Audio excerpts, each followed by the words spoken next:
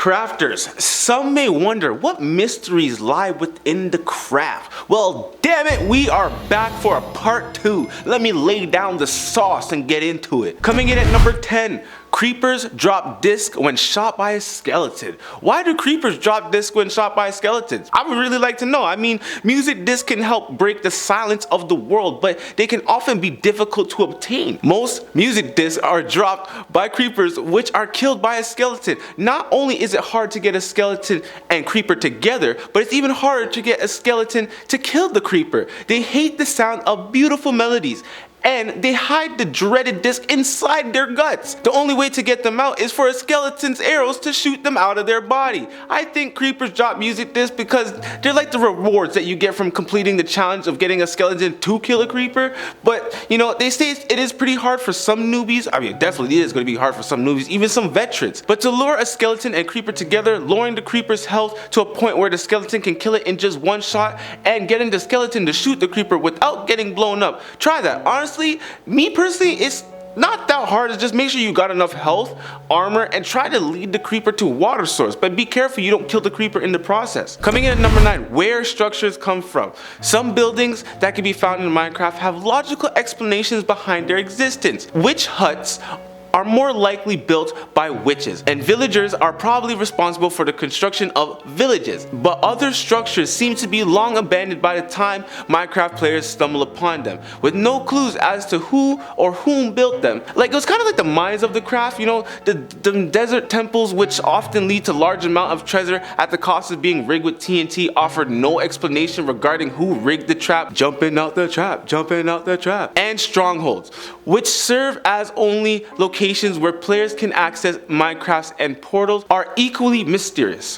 Fans are still trying to solve the puzzle of who or what is responsible for the creation of these structures. As a game focuses on freedom and creation exploration, Minecraft's lore isn't the focal point of the game. Because of this, it's likely that many of Minecraft's biggest mysteries will never be concretely answered, and instead players will be left to speculate and form their own theories as they explore the complex world of Minecraft. Coming in at number 8, phantoms. I don't like to talk about phantoms, and it's kind of like spiders.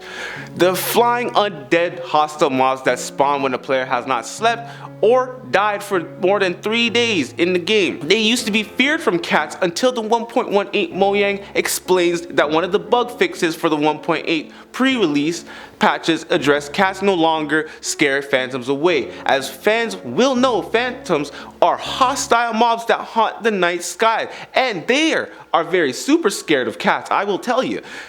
That's because cats will hiss and spit at phantoms that attack players. Did I just say spit? Like, these cats really be spitting? You know, like they chewing tobacco or something? Like, ew. Just stick to the hairballs, okay? Cats are definitely not a fan of phantoms, which means the spooky spirits will try to steer pretty far and clear, about 16 blocks in fact. Sheesh, I can see why phantoms started being afraid of cats as the 1.14 update to the 1.8 if you really want to be fancy about it. And the latest snapshot means that your feline friends can continue to keep them at bay. Coming in number 7, the Mystery of Budokan. Journey to a new world and let your imagination loose on an unfamiliar environment. With so many things to discover, the possibilities are nearly endless. Take a look at the world that is waiting in the Mystery of Budokan. From the Wizard and Wild, together with the Judo and Minecraft communities, they are celebrating the return of Judo and the Budokan Stadium. The Mystery of Budokan is an educational experience by IJF, which is the International Judo Federation, to reach new Judo generations. And now this is live for teachers, educators, and students who have access to Minecraft Educational Edition platform. What do you think? We're going to keep it all teen related, guys? Like, come on, we got to talk about some stuff for the children too, right? I mean, I like this aspect because I actually have a child too, and like, you know, this experience helps children to challenge themselves, work together with others, and learn about respect and friendships in classrooms worldwide. This is a mystery to me though, because I don't want to think about school when I'm playing my games. So this implementation leaves me in kind of awe and in wonder. Coming in at number 6, abandoned mine shafts. Some biomes in Minecraft are so rare that many casual players never even known they exist. The Badlands biome is one of these, with multicolored terracotta, terracotta, the so-called cottage country, oh sorry, layers and mines as far as the eye can see. These biomes are stunning to behold. The only problem is with strange beauty is the numerous abandoned mineshafts found there. They are incredibly eerie, and the fact that I got an Uber everywhere, you know, I keep going back to myself in Terracotta. Oh, this one definitely hits at home. You know, let's just get back to the Minecraft, the regularly scheduled program, the craft, the spider webs, the monster spawners, and the litter in these biomes make an otherwise interesting trek. Something from a nightmare. If abandoned mineshafts weren't creepy enough on their own, exploring this one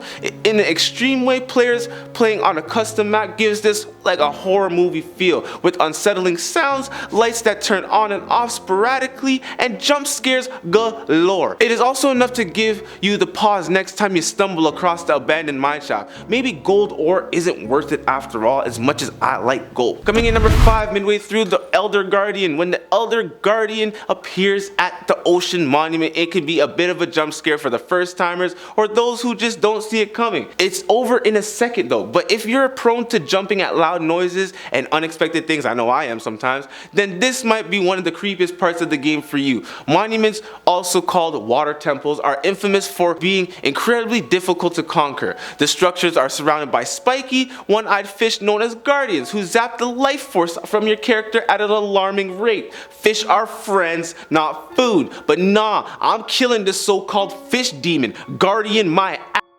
But because of this level of difficulty involved in raiding one of these structures, many players will leave them alone altogether. If it weren't for the fact that this is the only place you could find sponges in the game, not only is the Elder Guardian a larger, more terrifying version of the Guardians, but it also sends out a ghostly version of himself to startle you and prevent you from mining.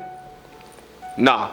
Pass. Going on to number 4, Minecraft Alpha. You go into the Minecraft menu and you can see instead of the land placed by bedrock is the inscription Minecraft that has been seen from a glitch. You create a world and nothing seems to happen. But if you play for a while, creepy things will happen. From the beginning, you will come across a red torch, then a sign that says, "I will change the fate for the worst, die," or just the word die, then die. However, the sound in the recording will not be. Trees could be burned without a source of lava or lighting. Recording will turn on and the world will blink, which will interfere with you a little bit. Just be careful, this is a seizure warning. And you will also be chased by this glitch creature. You think that's all? No, that's not all. You'll come across several inverted crosses from bedrock as well as pillars from bedrock. But even more terrifying when you will have a screamer pop up screaming from a file called Death Scream MP3. The game freezes and crashes every time. There will be a screen to go to and have an exit through the task manager on your computer. Then you just gotta turn it off. Coming in at number 3, Woodlands Mansions. As creepy as the enemies in Minecraft may be, they only show up at night, giving you brief respite. Illagers. I know we talked about illagers on my last one, so this is a good one.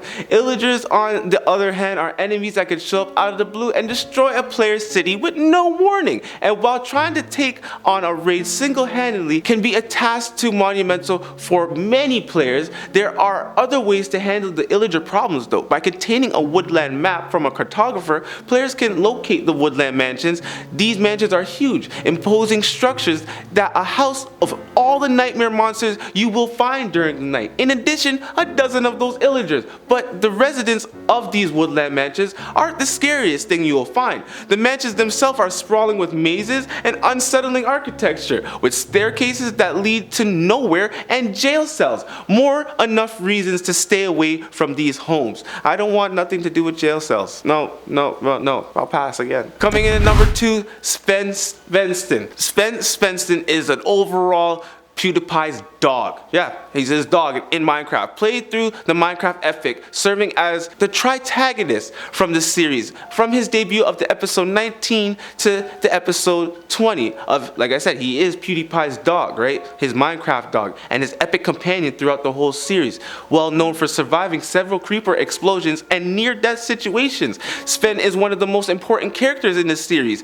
Sven was also tamed by PewDiePie during his visit to the Oak Forest biome. He became the the main companion and always has been taking him to any type of adventures, even in Broland. Despite his ability to survive near-death situations, life hasn't always been easy for Sven. He tragically lost his husband after he died using PewDiePie's slide block bouncing machine. He also became traumatized after accidentally pretty much killing his own son. So he became a little bit traumatized, but at the end of the day, there was another dog that came as well, which was Alabama Svensson, right? But Alabama Svensson also got sent to the nether. If you want to know how Alabama Svensson came up, I'm not going to tell you guys have to go search that one up yourself. Finally here, number 1, Minecraft world is a dead sun. So basically, when we're observing the Minecraft sky, we can see something strange. The sun and the moon are always opposite of each other. This is impossible since the earth revolves around the sun and the moon revolves around the earth, and the sun and the moon have separate paths in the night sky. Blah blah blah blah blah. Might as well call this place the multiverse, because that's the only place we're seeing different planets